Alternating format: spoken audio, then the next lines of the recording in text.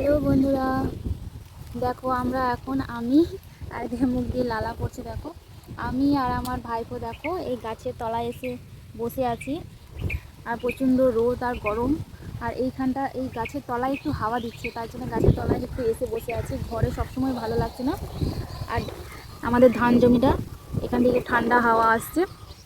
আর এই গাছটার পাতাগুলো সব ঝরে পড়ে যাচ্ছে। এখন তো নতুন পাতা গজবে, তার জন্য পাতাগুলো সব ঝরে পড়ে যাচ্ছে। বেশি পাতা নেই দেখো, তবু এখানে ছামা আছে। এই দেখো আমাদের গোলু মলুটা আমার সাথেই ছিল ঘরে। তো এখানটা খুব ভালো লাগছে ছাওয়াতে, তার জন্য বসে আছি। আর খাওয়া দাওয়া সব কমপ্লিট হয়ে গেছে আমাদের। পুচকেটার খাওয়া হয়ে গেছে, এবার এ নামতে চাইছে। দেখো মা, এখানে পিঁপড়ে কামড়াবে তো। দেখো ঘাসের উপর বসে পড়েছে। কাকি